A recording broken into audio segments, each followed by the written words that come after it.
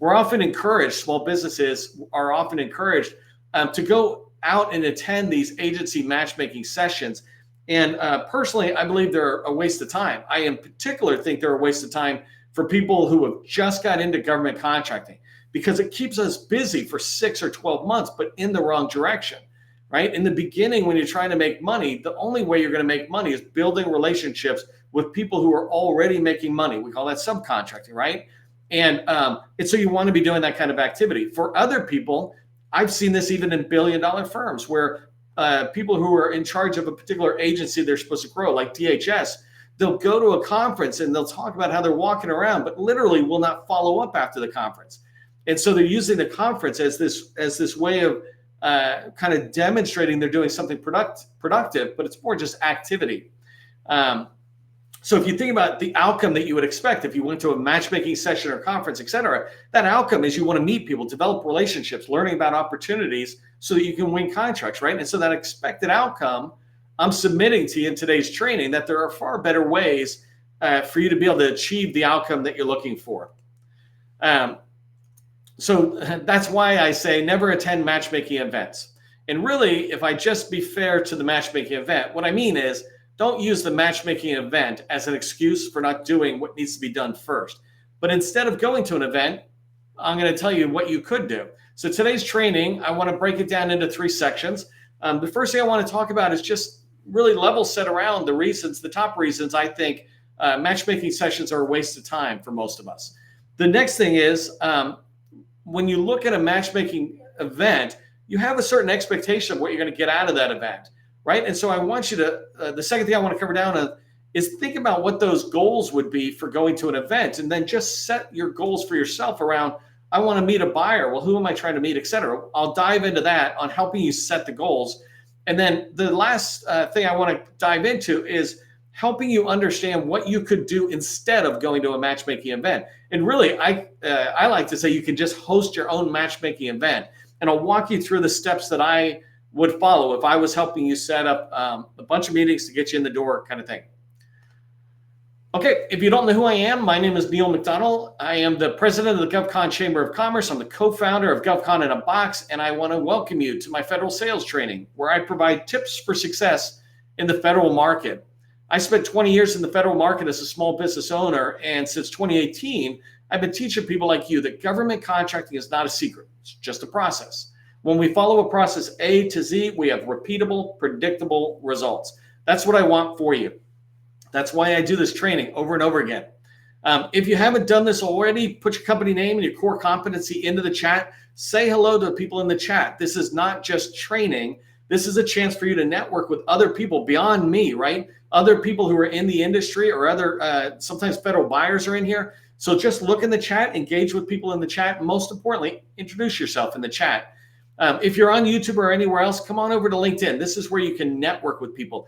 YouTube, Facebook, that's where you can consume content. But over here, you can participate in the training as an active person in the chat and engage. If you haven't subscribed to my newsletter already, go ahead and do that. It's the Government Contracting Success Newsletter here on LinkedIn. A lot of valuable content that you can find helpful to you. I just posted a newsletter article yesterday that piggybacked on training I've done recently about how do you have success at an event. Ironically, since today I'm telling you, don't go to an event, but there's different angles that I constantly am covering in the training. But make sure you subscribe to the newsletter. And the last thing I want to say on this slide is just we do training every single business day, unless I go sailing or get sick, right? And tomorrow's training is maximizing your visibility score, your federal visibility score. In that training, I will talk about the 100 Club. I'll talk about what does it take to get to the 100 Club. It is not a thing that I have defined. It's a thing that government has available, and I'm just opening your eyes to it. I'm shining light on what it takes to get into the 100 Club, or more importantly, what it takes to be visible to federal buyers. You can find it on 𝗏𝗏𝗏𝗏𝗏.com. You can actually just go there and learn. I've got a lot of little videos that guide you right through it, so you don't need to talk to me. But today, I wanted to highlight the 6 people who have recently brought their club into the 100 Club. No, brought their companies into the 100 Club. Eventually, I'll get used to saying that, right? But 3 people were from yesterday and 3 people for today. I just forgot the names yesterday. So I just wanted to welcome Daniel's company and Sam and Camille. These guys yesterday, 28 through 30, they brought their companies into the 100 Club yesterday or since the day before. And since yesterday's training, we've got, actually H2IT Solutions with Patrick. That was yesterday as well. I just want to make sure I'm shouting out their names because I really proud of you. And I could see the progress it took from you to go from wherever you were at to get to 100. Some people are starting at like 24. So they put a lot of work into getting into the 100 Club, but I guided them along the way with video guidance. But today we just had 2 companies join in. Literally, Navi at the bottom just did it like 10 minutes ago. And if they didn't shoot me a message, I would have missed it. But 𝗡𝗘𝗜𝗟 and Navi, and I apologize if I'm not pronouncing it right, come in, talk to me, give me phonetic spellings, teach me how to say people's names. But your 2 companies, CKH Technology Services and WMC NAM Inc. And that one too, I need to learn a little bit more about it. So hopefully you're here and you're putting it into the chat. But I want to welcome you into the 100 Club. You guys are doing great, just being more visible to the federal buyers.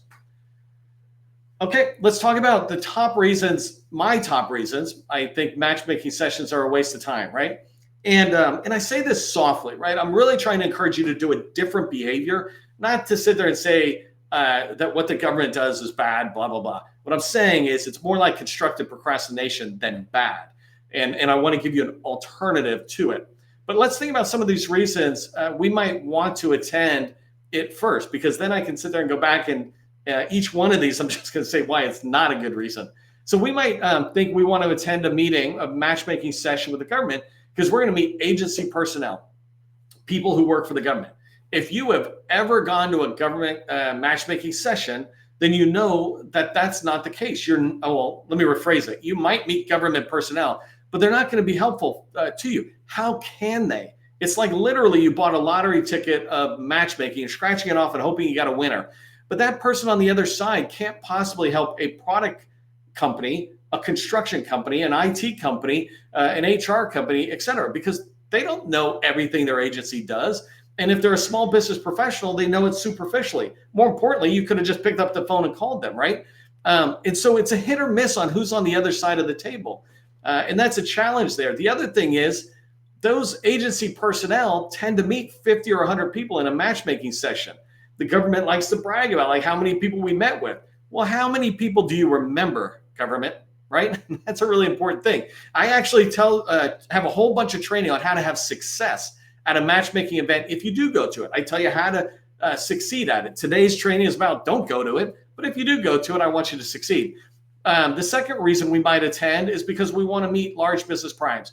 You're never going to meet at a matchmaking event unless like somehow you win the lottery and there's life on many planets out there. You're not going to meet anybody at a large business prime table in matchmaking that is really going to be helpful to you. They'll be nice. They'll guide you. They'll give you some tips, but they're not going to be the program manager on some major task order with the Department of Homeland Security or Army. They're not going to be a business developer or a capture person sitting at those tables. These are small business liaisons usually, nice enough people. But you know, when you think about who you're trying to meet at a large prime, you want to meet the people who actually have the work, not the person who's the gatekeeper to 100,000 small businesses. The third one I have here is you're hoping to meet other small businesses. And this is I think one of the best things that could happen at a matchmaking event is there will be other small businesses. The problem is it's like a grab bag. You're closing your eyes, and I don't know why you're closing your eyes to do this, but you're reaching into a bag with your eyes closed and you're pulling out whatever you get. And so these small businesses that you're meeting, they're completely random. If you're an IT cybersecurity company, as nice as that construction company is, how helpful are you going to be to each other, right? And I talk, to be fair, about how if you're both going after the Army, you should be able to figure out how to help each other. But that's not your ideal point of contact. Construction company probably wants to meet a construction company, and the IT cyber company wants to meet an IT cyber company. You could just pick up the phone and call those companies that you want to meet. The next one is when you think about why you want to attend, you might want to network. And I just put that one in there because people say they're going to network. But what does that really mean? The whole purpose of network, it's not to take selfies, right? As much as we take selfies, it's not to take selfies and it's not to party, right? We're in business, whether we have a job at a small business or we own the small business, we're going and investing our time away from our office or our families or our friends, right? to go to this event. So networking should have a purpose. It's not just a purpose in itself. And so the purpose of networking is to build relationships, start and build new relationships. Well, that goes back to who are you meeting? If you're just going there to network with random people, then you're missing it. You actually get more value in these trainings by networking with the 100+ people who register. We've got almost 100 people live today, right? And literally you can learn about people in the chat, because hopefully everybody is saying, hey, this is what we do. This is where we're at. We're down in Texas or something. By seeing that, I might go, oh, I want to meet those people in chat. And so you can network already here, and not just my event. There's many events like this that are virtual, where you can have coffee or you can have lunch, et cetera, and attend the event. And the last one is you might attend an event because you want to hear about how to work with an agency. The only thing the agency is going to tell you there is their canned briefing. If you can get a canned briefing, then you can get that online, right? You can just download it from the website. Many agencies have a very good website that says how to do business with us. Do this, do this, do this. Here's how you can figure out what we buy. Here's some of our points of contact. And so you can get massive amount of information in there. We provide a lot of information out that talks about it. Literally this morning, I shared a post about how to understand the United States Space Force, right? It's the 6th military command that's out there. And it's a big deal if you're trying to get in there to understand them. But you don't have to go to an event to learn about it. You can learn about it somewhere else. And these are why I think these are kind of not helpful, because you do it in other ways. This is the part where I say constructive procrastination. If you went there just because you're like, I just want to get out. I want to get out there. I want to commingle around government, contracting related people, government and industry. That's totally great. I think that's great. Sometimes I go there for the energy as well. But if it's one of these 5 bullets, then there's other ways to do it, which we'll talk about. Another reason that I think matchmaking sessions are a waste of time is just the cost, right? And I was pausing for a second because I lived in the DC area. I could literally go anywhere, drive to almost any major agency, right? And you can't if you're in Colorado or in New Mexico or Florida or something. You can't do that here. So if you do come up here, that's a massive investment. But even for me, when I was here, if you know the DC area, it's an hour-and-a-half commute minimum. If you want to make sure you get in, past security, all that kind of stuff, a minimum of an hour-and-a-half on either end, right? So I'm committing 3 hours before I even go to an event. And then there's a couple more hours. This stuff adds up. And all for what? For meeting somebody? There's other ways you could do this out there, perhaps. I already mentioned this, but there's no decision makers usually at a matchmaking session. When I say usually, I mean 99.999% of the time. There are no decision makers there, right? The decision makers, though, you can determine who they are, pick up the phone and call them. And we'll talk about that in a minute. But we don't want to go to a matchmaking session having higher expectations than that event is there prepared to deliver. And then the last thing is it's just crowded with competitors. And I already touched on this. If you're sitting across the table with a federal buyer or federal personnel, they're going to hear from 50 or 100 of us, and we're just going to crowd their mind. Do you want to be first? Do you want to be last? Do you want to have the smallest thing? And it's really tough in there. So, when you get a lot of competitors, and I don't mean competitive mates yet, but just competitors, it just gets really overwhelming. So what should you do instead? What I suggest you should do is determine what was my reason for wanting to go to a matchmaking event, and then not go to it. Execute on it virtually, right? Figure out how to do this virtually.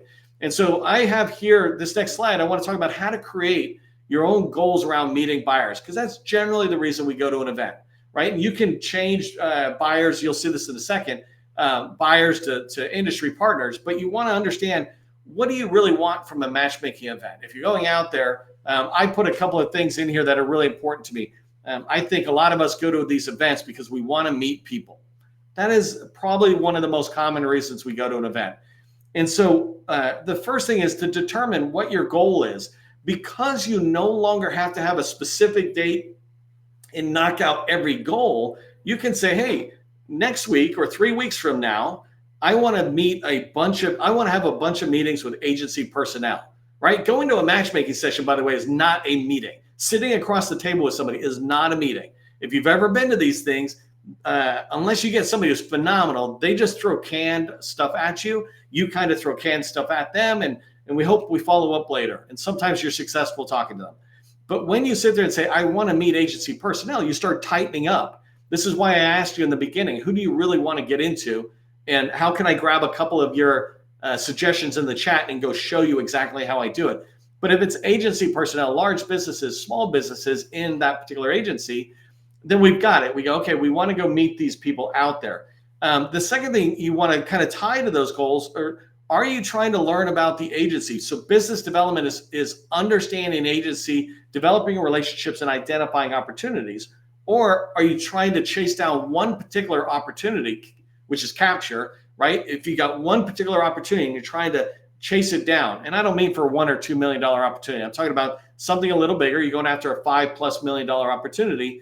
Then you want to be able to engage multiple people who are at that agency, whether they're industry or government, so that you can learn more about the opportunity, enabling you to write a better proposal. But when you think about your goals for going to a matchmaking event, and now where you think about it from a virtual standpoint, who do you want to meet? Understand that, because you're going to build that list in a second. And then what do you want to learn? I teach this all the time when I talk about how to have relationships, how to have meetings. Always make sure you have that objective. And that's what this slide is talking about. What is your objective for what you're going to do, this matchmaking event? And so let's talk about how to host a virtual matchmaking event. So instead of going to a government vendor outreach session, have your own, right? You can have it across multiple days. I like the idea of having it as one day, and I've done many trainings on this, but I laid out a step-by-step guide of how to really build it so you can have you and your team having 8 or 16 meetings in one single day.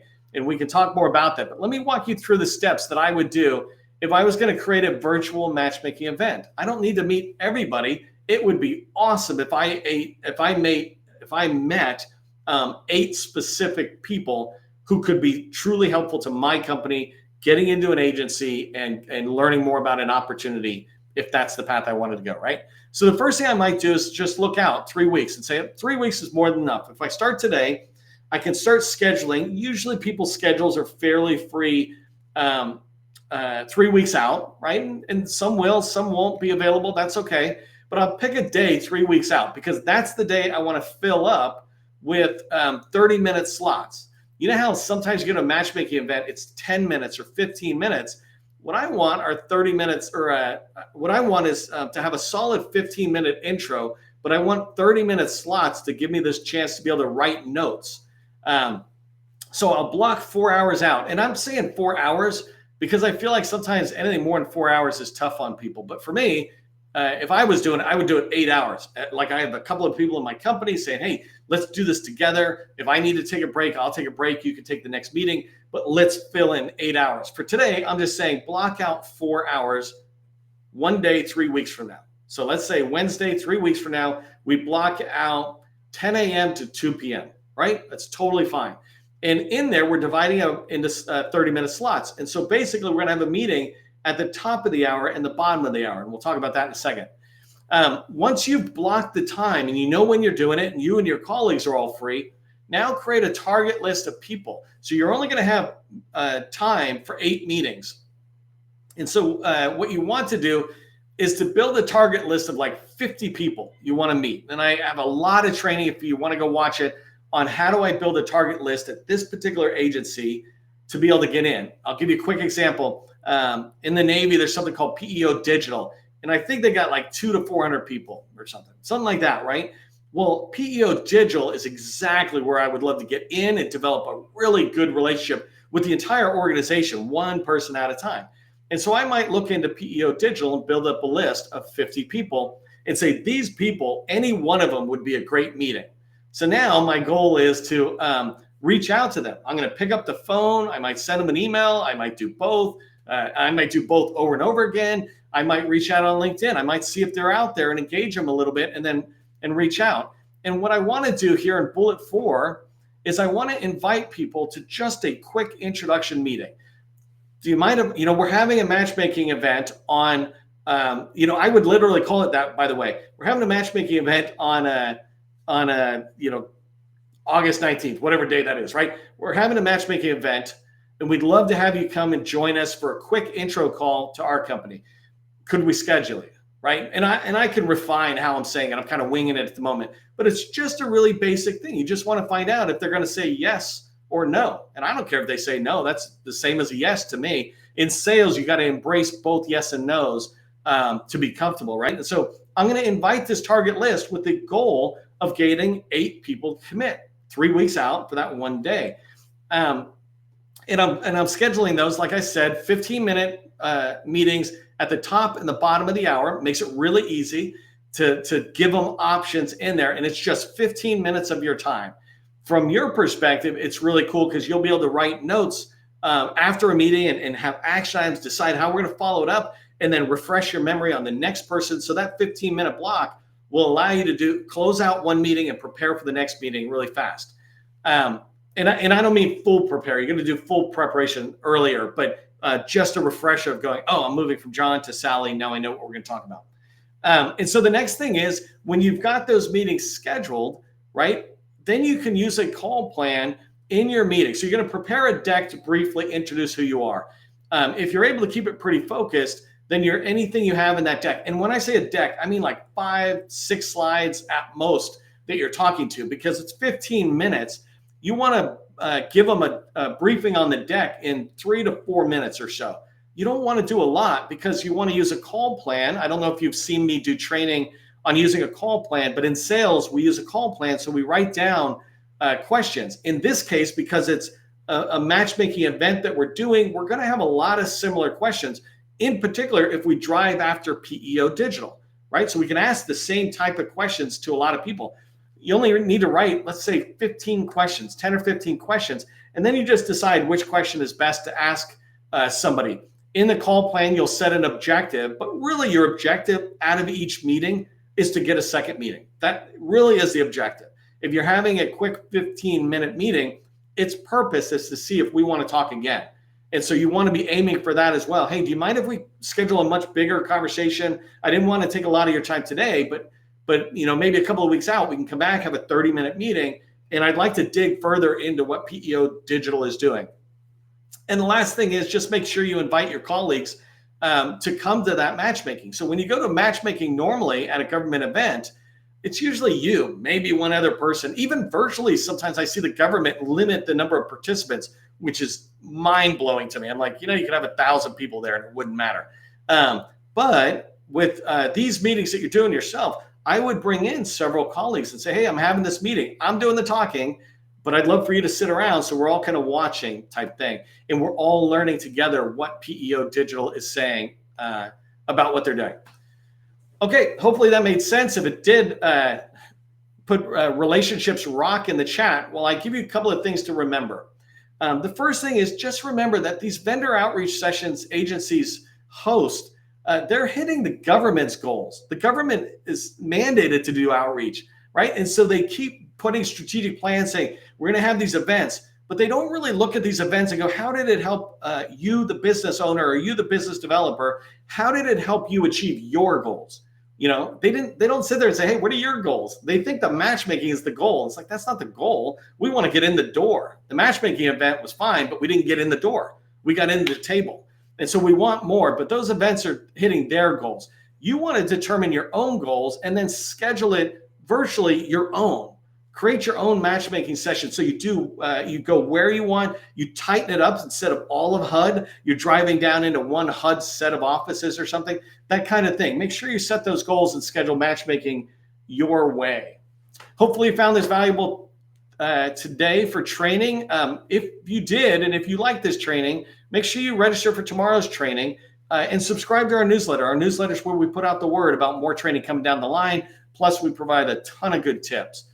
If your company's doing over $2 million and you're looking for me and my team to help you go to the next level, then check out our BD Accelerator workshop. You can just put workshop into the chat, or you can message me on LinkedIn. By the way, if you're not on LinkedIn, come on over to LinkedIn, say, I saw your training, love to connect. Happy to connect with you so that you can start getting exposure to the broader network that I have. For all of us, just as we head into the day, remember that government contracting, it is not a secret. It's just a process.